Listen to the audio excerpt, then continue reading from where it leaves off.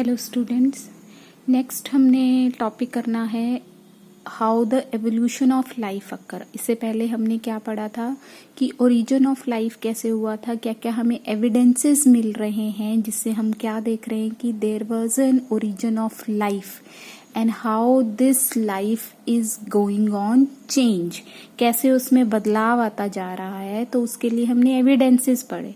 अब हमने बात करनी है कि एक्चुअल में ये जो एवोल्यूशन या हम चेंज की बात कर रहे हैं उसका क्या आधार है। तो अभी तक एवोल्यूशन के दो फॉर्म्स देखी गई हैं। सबसे पहली है डाइवर्जेंट एवोल्यूशन। डाइवर्ज का मतलब होता है एक कॉमन चीज से चीजों का अलग हो जाना। ये हमने कहाँ देखा था, जैसे हम होमोलोगस ऑर्गन्स का जो एविडेंस मिल रहा था वो किस चीज के एवोल्यूशन को एक्सप्लेन कर रहा था, डाइवर्जेंट एवोल्यूशन। होमोलोगस ऑर्गन्स क्या थे कि वो ऑर्गन जिनका स्ट्रक्चर ऑफ ओरिजिन क्या है, सेम है, but they perform different function according to the need of the organism in which they are present. तो नीड के हिसाब से उन्होंने अपनी फंक्शनिंग चेंज कर ली, लेकिन उनका बेसिक स्ट्रक्चर ढांचा क्या है, सेम है। जैसे हम हॉर्सेस के 4 लिम्स की बात करें, चीता के 4 लिम्स की बात करें, ह्यूमन के 4 लिम्स की बात करें, तो ये सब क्या है, दे आर ऑल पेंटाडेक्टाइल, है ना। तो ओरिजिन क्या है, सेम है, but they perform different function. तो इस तरह के एवोल्यूशन में जिसमें एक कॉमन एंसेस्टर से, सिंगल एंसेस्ट्रल फॉर्म से अलग अलग स्पीशीज बन जाती हैं, उसे हम क्या बोलते हैं, डाइवर्जेंट एवोल्यूशन। सबसे पहले जो डाइवर्जेंट एवोल्यूशन देखा गया था वो डार्विन ने देखा था गालापागोस आइलैंड में। उसने क्या है, फिंचेस हैं birds, this term is used for the birds, Darwin finches की। उसने 14 तरह की बर्ड्स को देखा था। 14 type of birds he identified in this island which have different food habit and different habitat. अलग जगह पर रह रहे थे वो और डिफरेंट फूड हैबिट है। ऐसा क्यों हो पाया, क्योंकि जब इस आइलैंड पे खाने की कमी हो गई एक जगह पर, तो जो बर्ड्स थी वहां से एक कॉमन जगह से उड़कर दूसरी जगह जाने लग गई। तो बर्ड जब दूसरी जगह जा रही है, एक नया हैबिटेट मिला, तो उनमें क्या है, नई फूड हैबिट डेवलप हो गई। कोई सिर्फ पत्तियों को खा रही थी, कोई क्या है सिर्फ फ्लावर से नेक्टर चुन रही थी। तो depending upon the place they change their food habit. तो जिसकी वजह से 14 तरह की अलग अलग बर्ड्स की फॉर्म्स डार्विन ने देखी थी, लेकिन they are originated from an common island, एक कॉमन जगह से वो स्टार्ट हुई थी। तो ये 14 different type of birds show which type of evolution, divergent evolution. या हम बात करें कि जो चीता, एलिफेंट, स्क्वेल, बैट, कंगारू, ये सब क्या हैं, लिम्ड ऑर्गेनिजम्स हैं, मैमल्स हैं ये, लेकिन उन्होंने अपने लिम्स को अलग अलग काम के लिए चेंज कर लिया है, उनकी जो फंक्शन है वो चेंज हो गया है। तो लेकिन उनकी कॉमन एंसेस्ट्री क्या है, दे आर ऑल पेंटाडेक्टाइल।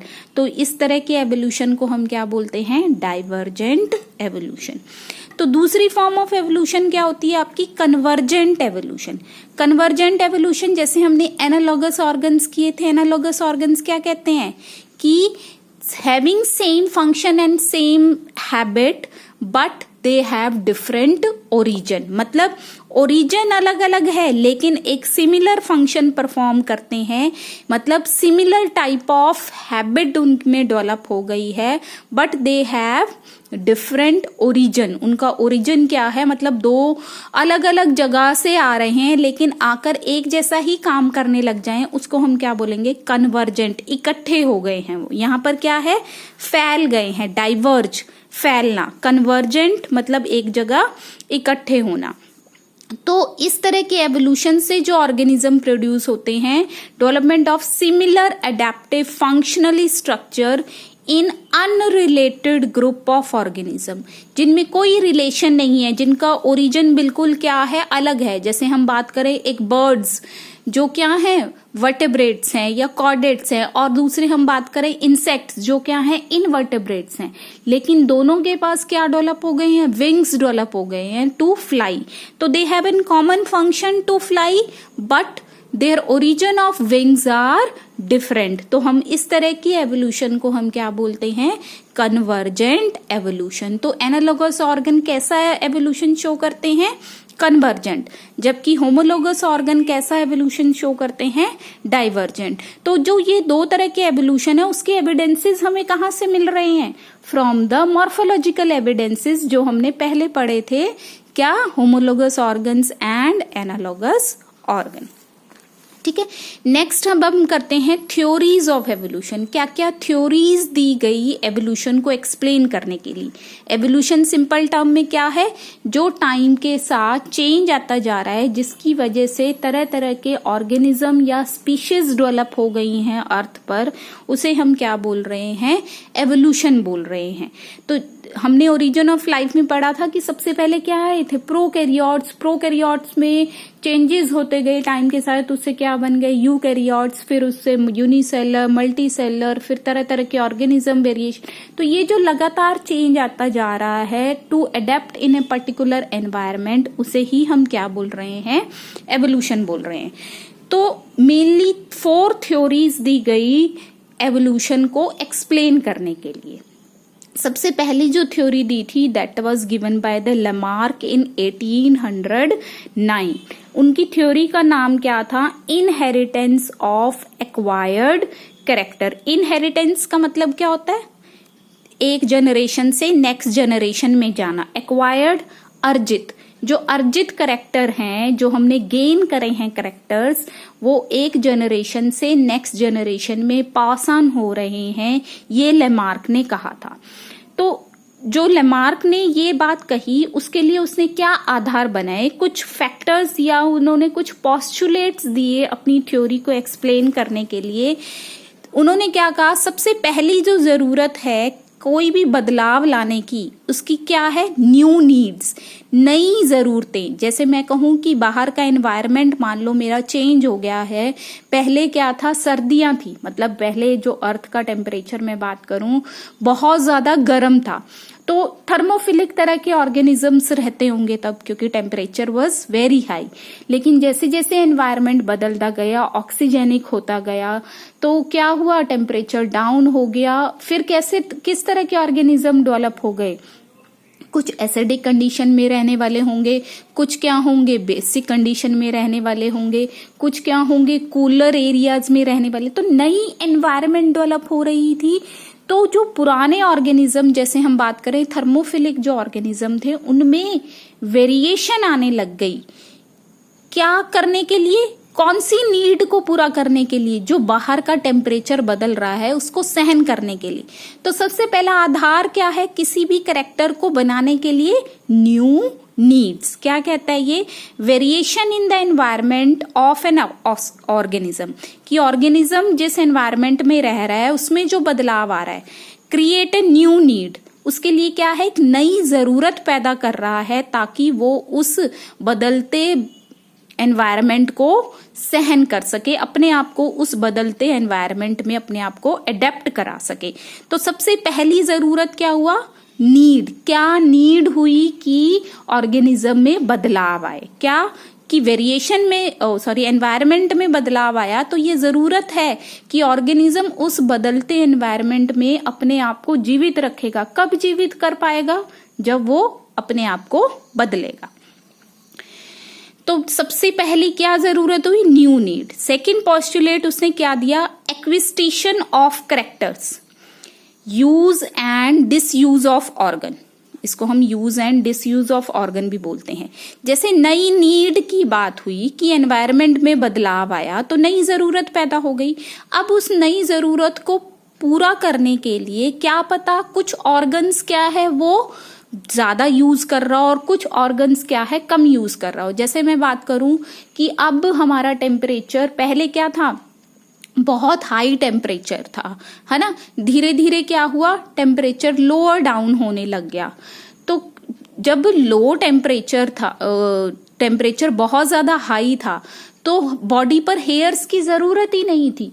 क्यों, क्योंकि बॉडी को टेम्परेचर से कंजर्व करने की जरूरत नहीं थी। लेकिन जैसे जैसे टेम्परेचर डाउन आने लग गया, कूलर होने लग गया, तो कूल टेम्परेचर में अपने आप को बचाने के लिए उनके क्या होने लगे, क्या नई जरूरत पैदा हुई कि body develop on the hairs, ताकि उनके बॉडी टेम्परेचर को मेंटेन हो सके। तो नई यूज क्या है ऑर्गन्स के, डेवलपमेंट ऑफ हेयर्स की बात करें, या हम कहें जैसे कोई ऑर्गेनिज्म है, मान लो वो रेंग कर चलता है, ठीक है, तो अब जब स्क्वेंजिंग नहीं थी, या हम कहें एनिमल्स को फ्रीली सब कुछ खाने के लिए मिल रहा था, तो सब कुछ वो आसानी से इधर उधर घूम रहे थे। लेकिन जैसे जैसे टेम्परेचर बदलने लगा, तो क्या पता फॉरेस्ट भी खत्म होने लग गए होंगे, तो जो रेंग कर चलने वाले ऑर्गेनिज्म थे वो दूसरे जानवरों के लिए इजीली एक्सेसिबल हो गए, है ना, वो उनको आसानी से पकड़ सकते थे। तो रेंग कर चलने वाले ऑर्गेनिज्म ने क्या सोचा, क्यों ना, मतलब सोचा नहीं, उनको बचने के लिए अब नई जरूरत क्या हो गई उनके लिए कि उन्होंने अपने आप को बचाना है, जंगल जो खत्म होते जा रहे हैं, तो दूसरे ऑर्गेनिज्म उनको आसानी से देख पा रहे हैं। तो नया नीड क्या हुआ, जंगल कम होने लग गए। जंगल कम हो जाएंगे तो दूसरे जानवर उनको आसानी से पकड़ सकते हैं, तो नई जरूरत ये है। तो उन्होंने क्या किया, अपने आप को बचाने के लिए उन्होंने क्या करा, बिलों में घुसना शुरू कर दिया। अब बिलों में घुसने के लिए तो उनके लिए क्या है, जो उनके लिम्स हैं हिंड्रेंस क्रिएट कर रहे थे। हिंड्रेंस क्रिएट करेंगे तो क्या होगा, वो बिलों में नहीं घुस सकते। तो उन्होंने क्या करना शुरू कर दिया, अपने लिम्स को मिनिमम यूज करना शुरू कर दिया। तो टाइम के साथ उनमें क्या बदलाव आया कि उन्होंने लिम्स का डिसयूज कर दिया। तो जब किसी भी ऑर्गन का अकॉर्डिंग टू लेमार्क कोई ऑर्गन बहुत टाइम तक यूज में नहीं होगा, तो वो क्या है, धीरे धीरे खत्म हो जाएगा। जिस ऑर्गन को हम ज्यादा यूज करेंगे वो धीरे धीरे क्या हो जाएगा, डेवलप हो जाएगा। तो लेमार्क ने क्या कहा कि नई जरूरतों को पूरा करने के लिए हम कुछ ऑर्गन्स को तो ज्यादा यूज करने लग जाते हैं, और कुछ ऑर्गन्स को क्या है, कम यूज करते हैं, इनएक्टिव करते हैं, जिसकी वजह से वो ऑर्गन धीरे धीरे वीकर हो जाएंगे और फाइनली क्या हो जाएंगे, डिसअपियर। इसलिए आपने देखा होगा snake although is a reptile, लेकिन उसके पास लिम्स नहीं है। क्यों नहीं है, क्योंकि अकॉर्डिंग टू लेमार्क उसके लिम्स क्या है, हिंड्रेंस क्रिएट कर रहे थे बिलों में छुपने के लिए। तो उसके लिम्स टाइम के साथ क्या हो गए, खत्म हो गए। ठीक है, तो वो ऑर्गन्स जो यूज में या डिसयूज में हुए, उसका करेक्टर अगली जनरेशन में पास ऑन हो जाएगा। तो थर्ड पॉइंट उन्होंने क्या कहा कि वो करेक्टर्स जो ज्यादा यूज में आ रहे हैं या वो खत्म हो गए हैं, उसकी इनहेरिटेंस हो जाएगी अगली जनरेशन में। मतलब एक्वायर्ड करेक्टर, क्या एक्वायर्ड किया कि एक ऑर्गन को तो उसने ज्यादा यूज करना शुरू कर दिया और दूसरे ऑर्गन को कम यूज करना शुरू कर दिया। ये जो करेक्टर डेवलप हुआ है ये अगले जनरेशन में पास ऑन हो जाएगा। तो जब इस तरह का करेक्टर कई जनरेशन तक पास ऑन होता रहता है तो नई तरह की स्पीशीज क्या है, डेवलप हो जाएगी। तो लेमार्क ने ये बात कही थी कि किसी भी नई जरूरत को पूरा करने के लिए जब हम किसी एक ऑर्गन को या करेक्टर को डेवलप कर लेते हैं और वो करेक्टर कई जनरेशन तक पास ऑन होता रहता है, तो उससे हमारी क्या है, नई स्पीशीज डेवलप हो सकती हैं। तो लेमार्क की थ्योरी ये कह रही थी। तो 3 पॉइंट्स है लेमार्क की थ्योरी में, new needs, use and disuse of organs and inheritance of acquired character. Acquired का मतलब क्या है कि जो आपने लिया है, क्या लिया है, या तो किसी ऑर्गन को वेल डेवलप कर लिया है या किसी ऑर्गन का डिसयूज कर दिया, मतलब वो ऑर्गन बिल्कुल खत्म हो गया होगा। तो लेमार्क की थ्योरी को बहुत सारी चीजें प्रूव करती थी। There are some evidences which favour the Lamarck theory. सबसे पहला जो एविडेंस हमें कहाँ से मिलता है, डेवलपमेंट ऑफ जिराफ। जिराफ कहाँ क्या है, लंबी गर्दन और लंबे आगे वाले जो पैर हैं उसके काफी लंबे होते हैं, एक लॉन्ग नेक्ड एनिमल है। लेकिन ये एक्चुअल में किससे बना है, डियर से बना है, जो शॉर्ट हाइटेड एनिमल है। तो लेमार्क ने क्या कहा था कि नई जरूरत हमें फोर्स करेगी कि हम कुछ ऑर्गन्स को ज्यादा डेवलप करें। तो जो डियर है वो क्या है, एक हर्बीवोरस एनिमल है जो नीचे ग्रासेस वगैरह को खाता है। लेकिन जैसे जैसे हमारे क्या है, सारा नीचे का जो ग्रासलैंड है जब पूरा खत्म हो जाएगा तो डियर क्या हो जाएगा, मरने शुरू हो जाएंगे भूख के कारण। तो उस चीज से बचने के लिए क्या हुआ, डियर्स ने अपने आप को स्ट्रेच करना शुरू कर दिया ताकि वो कहाँ रीच कर सके, बड़े बड़े ट्रीज के पत्तों पर, कि ट्रीज को वो खाना शुरू कर दे, क्योंकि हर्बीवोर्स नेचर तो वहां पर भी रहेगा। तो ट्रीज को खाने के लिए उन्होंने क्या करा, अपनी गर्दन को स्ट्रेच कर लिया। मतलब दे यूजेस द ऑर्गन नेक को उन्होंने स्ट्रेच करना शुरू कर दिया ताकि वो कहाँ पहुंच सके, पेड़ों के पत्तों पर पहुंच सके। ऐसे ही जंपिंग के लिए उन्होंने, या हम कहीं मैक्सिमम स्ट्रेचिंग के लिए क्या होगा, आगे वाले पैरों को भी उन्होंने स्ट्रेच कर लिया। तो जब ये स्ट्रेचिंग मतलब यूज ऑफ ऑर्गन क्या हुआ, फोरलिम्स एंड नेक क्या हो गया, एक्वायर्ड कर लिया उन ऑर्गेनिज्म ने और उनको लंबा कर लिया, और कई जनरेशन तक ये पास ऑन होता गया। तो हमारे पास नया टाइप ऑफ स्पीशीज डेवलप हो गई from the deer, that is giraffe. तो नई जरूरत कब पैदा हुई, जब जंगलों में सारे ग्रासेस खत्म हो गई। तो भूख से बचने के लिए नई नीड क्या हुई कि वो पत्तों को खाना शुरू कर दे। पत्तों को खाने के लिए उन्होंने यूज ऑफ ऑर्गन क्या कर डाला, नेक को स्ट्रेच किया और फोर लिम्स को स्ट्रेच किया।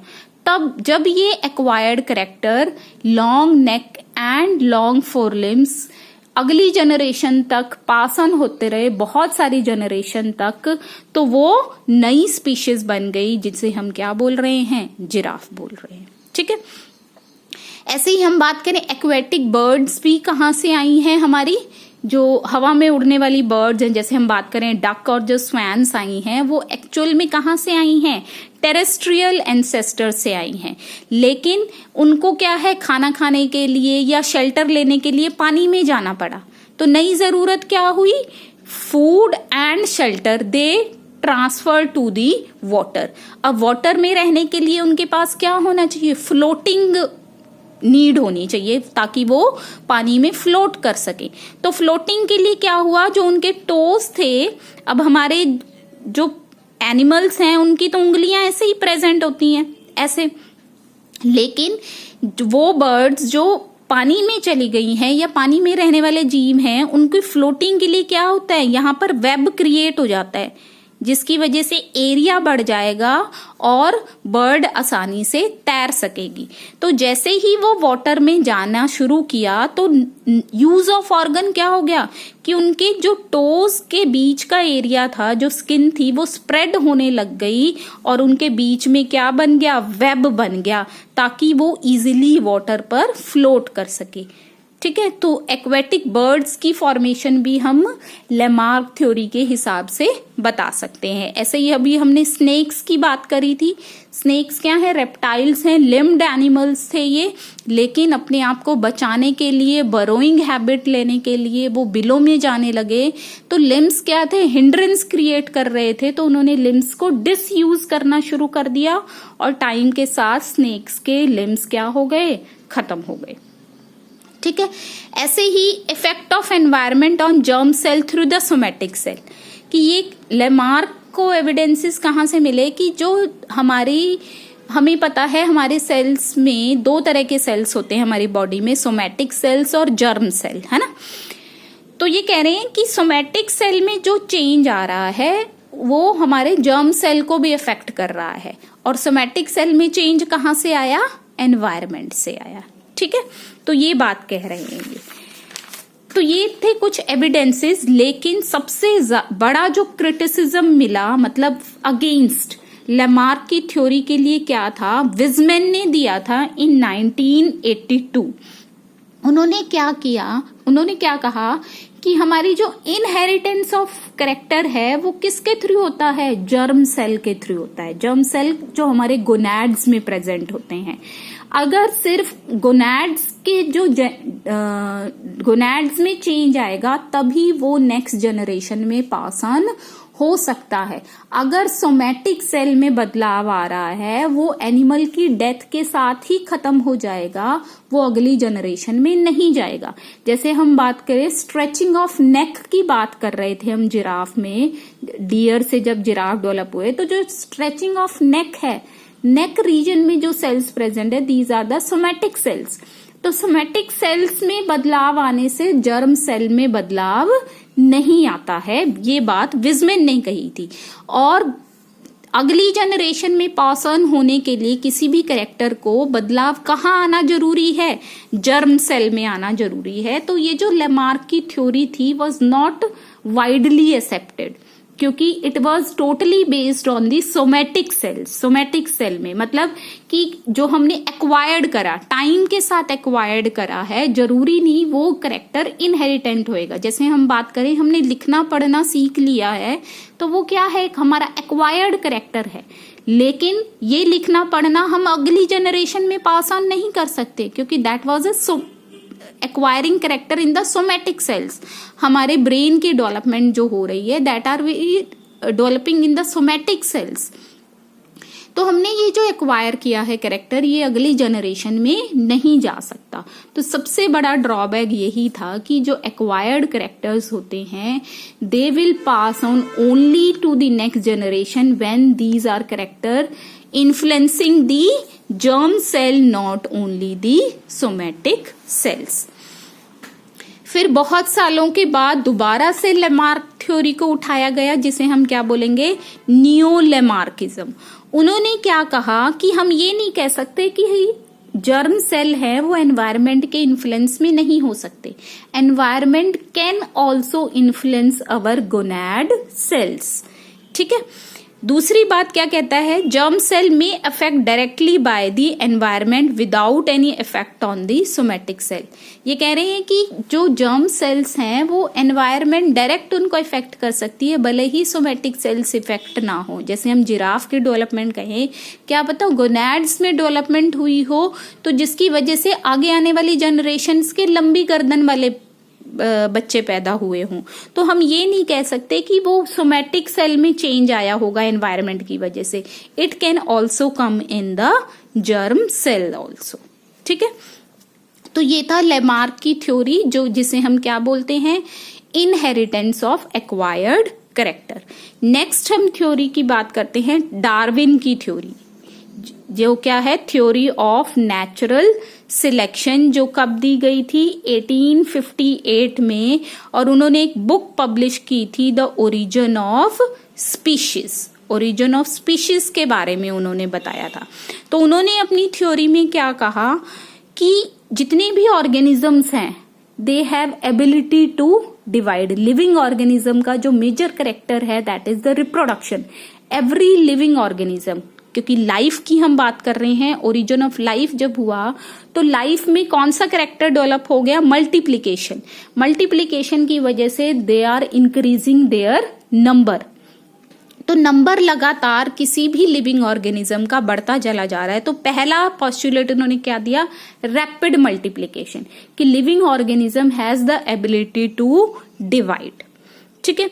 दूसरा उन्होंने क्या कहा? Limited environmental resources. उन्होंने क्या कहा कि जो पॉपुलेशन लगातार बढ़ती चली जा रही है और हमारे अर्थ पर fix number of water amount present है, फिक्स नंबर ऑफ हम कहें फॉरेस्ट प्रेजेंट है, हमारे जो नेचुरल रिसोर्सेज हैं they are in limited number. तो एनवायरमेंट जो हमें दे रही है वो नंबर कम है, और रैपिड मल्टीप्लिकेशन की वजह से लगातार क्या है? पॉपुलेशन बढ़ती चली जा रही है। तो क्या होएगा टाइम के साथ कि पॉपुलेशन बढ़ रही है लेकिन रिसोर्सेज क्या हैं? उतने ही हैं। तो क्या क्रिएट हो जाएगा? Struggle for existence. जैसे मैं बात करूं कि एक एरिया है, यहां पर सिर्फ 100 लोग रह सकते हैं, मतलब 100 लोगों को ठीक से रहने के लिए जगह मिलेगी, खाने के लिए जगह मिलेगी, कमाने के लिए सही जगह मिलेगी एक पर्टिकुलर एरिया में। तो शुरुआत में जो ये एरिया था, यहाँ पर एक पर्सन आकर रहने लगा, 2, 10 हो गए, 20 हो गए, 40 हो गए, 100 हो गए। अब 100 पे आके ये तो नहीं कि ये रुक जाएंगे, है ना? Population keep on increasing. मान लो ये 120 हो गए, तो लेकिन इसकी फीडिंग कैपेसिटी कितनी है, 100 है। तो ये 20 लोग और ऐड होने से क्या होने लग जाएगा, स्ट्रगल, आपस में लड़ना शुरू हो जाएंगे अपने आप को एस्टैब्लिश करने के लिए, एग्जिस्टेंस, अपने आप को सरवाइव करवाने के लिए। There is sort of struggle between these organism, क्योंकि यहाँ का एरिया क्या कह रहा है कि सिर्फ 100 लोग ठीक रूप से रह सकते हैं, 20 और ऐड हो गए तो आपस में क्या हो जाएगी, स्ट्रगलिंग शुरू हो जाएगी, ताकि कौन से लोग इस 100 वाली कैटेगरी में आ सके। तो क्या होगा, तीसरा पॉइंट क्या हो जाएगा, रैपिड मल्टीप्लीकेशन की वजह से struggle for existence. The increasing population make effort for fulfilment of its basic need, suitable space to live, food to eat, protection. तो स्ट्रगल जो एग्जिस्टेंस है वो 2 तरीके का होता है। इंट्रा स्पेसिफिक स्ट्रगल, इंट्रा का मतलब होता है with in same species, same species में ही जब स्ट्रगल हो उसे हम क्या बोलेंगे, सेम ऑर्गेनिज्म ऑफ सेम, जैसे हम ह्यूमन बीइंग क्या ही आपस में स्ट्रगल की बात करें तो वो क्या हो गया, intra specific struggle. Organism of same species are fighting with each other to have existence. Existence के लिए जब एक ही स्पीशीज के ऑर्गेनिज्म आपस में लड़ते हैं तो उसे हम क्या बोलेंगे, इंट्रा स्पेसिफिक स्ट्रगल। दूसरा है inter specific struggle. Inter specific struggle मतलब जब 2 डिफरेंट स्पीशीज के ऑर्गेनिज्म आपस में लड़ रहे हैं, जैसे मैं कहूं dog and elephant are fighting for a particular space to live. किसी एक पर्टिकुलर स्पेस में रहने के लिए डॉग भी लड़ रहा है और एलिफेंट भी लड़ रहा है, तो जौन सा स्ट्रांग होगा ही कैन विन। तो उस जब 2 डिफरेंट स्पीशीज के ऑर्गेनिज्म में स्ट्रगल होती है उसे हम क्या बोलते हैं, इंटर स्पेसिफिक स्ट्रगल बोलते हैं। और तीसरा जो स्ट्रगल है जो एनवायरमेंट हमारे ऊपर लगा रही है उसे हम क्या बोल रहे हैं, एनवायरमेंटल स्ट्रगल। मतलब जब कोई भी animal whether of same species or a different species are fighting with an environmental factor, जैसे गर्मी को सहन करने के लिए, कोल्ड को सहन करने के लिए, फ्लड को, ड्रॉट को। तो ये जो सारे फैक्टर्स हम एनवायरमेंट की वजह से स्ट्रगल करते हैं उस फैक्टर को हम क्या बोलते हैं, एनवायरमेंटल स्ट्रगल। तो एनवायरमेंटल स्ट्रगल एक बहुत इन्फ्लुएंसिंग फैक्टर है किसी भी ऑर्गेनिज्म को एग्जिस्ट कराने के लिए, क्योंकि एनवायरमेंटल जो चीजें हैं हमारे पास लिमिटेड है, तो environment have a more influence on the existence of living organism. तो जब किसी ऑर्गेनिज्म में स्ट्रगल हो रहा है तो क्या होगा, जो ज्यादा स्ट्रांग होगा या अपने आप को बदल सकेगा उस बदलते एनवायरमेंट में वो ऑर्गेनिज्म सरवाइव हो जाएगा। क्यों सरवाइव हो जाएगा, क्योंकि वो अपने अंदर क्या कर लेगा, बदलाव ले आएगा। तो स्ट्रगल में कौन जीतेगा, जो बदलते एनवायरमेंट में अपने आप को चेंज कर सके, वेरिएशन ला सके। लिखा हुआ है struggle for existence lead to the variation in individual. Individual के बाद वेरिएशन कहाँ आएगी, पॉपुलेशन में आएगी। पॉपुलेशन से क्या है, एक बड़े कम्युनिटी में आ जाएगी, जिससे क्या हम स्पीशीज में कह सकते हैं। तो वेरिएशन आएगी तभी कोई ऑर्गेनिज्म अपनी एग्जिस्टेंस दिखा सकता है। तो बदलाव आया, बदलाव आने से क्या होगा, अगर वो बदलाव अच्छा है तो नेचर उसको सिलेक्ट कर लेगी, इसे हम क्या बोलते हैं, नेचुरल सिलेक्शन। और अगर बदलाव सही नहीं है तो क्या है, नेचर उसको सिलेक्ट नहीं कर सकती। जैसे मैं बात करूं कि हमारे हर अर्थ का टेम्परेचर 100 डिग्री सेल्सियस है, ठीक है, तो वो बैक्टीरिया जो पहले 50 डिग्री पर रह रहे थे, अब उनके पास नया स्ट्रगल क्या आ गया, to live in 100 degree, heat आ गई है। एनवायरमेंटल स्ट्रगल होगा बैक्टीरिया के लिए, तो वो बैक्टीरिया जो अपने अंदर वेरिएशन ले आएंगे ताकि उनका टेम्परेचर कितना हो सके, 100 में भी वो सरवाइव कर सके, ठीक है। तो कुछ ने तो क्या कर लिया, 120 कर लिया, 120 तक भी वो सरवाइव कर सकते हैं। कुछ ने क्या किया, 50 डिग्री पर भी, और कुछ क्या है 200 तक ले गए। तो नेचर 50 वाले को सिलेक्ट करेगी, 120 वाले को सिलेक्ट करेगी या 200 वाले को सिलेक्ट करेगी? नेचर किसको सिलेक्ट करेगी? 120 वाले को, क्योंकि it is nearer to the 100। तो नेचुरल सिलेक्शन ये कहता है कि वो वेरिएशन, अब यहां पर भी बदलाव हुआ है बच्चे, 200 डिग्री सेल्सियस वाला भी, 120 वाला भी, लेकिन कौन से बदलाव को नेचर सिलेक्ट करेगी? जो उस ऑर्गेनिज्म को सरवाइव करवाने में हेल्प करेगा। The individual which have more favourable variation, more favourable कौन सी है? 120 है, 200 नहीं है more favourable, will enjoy a competitive advantage over less favourable, variation will survive and reproduce. ठीक है, तो वो वेरिएशन सिलेक्ट हो जाएंगी जो बेटर है, पॉजिटिव है, not a negative variation will be selected. तो वो ऑर्गेनिज्म को नेचर सिलेक्ट कर लेगा, इसी को हम क्या बोलते हैं? Natural selection. बेटर को सिलेक्ट करा जाएगा, not every variation, her variation को नहीं एक्सेप्ट किया जा सकता।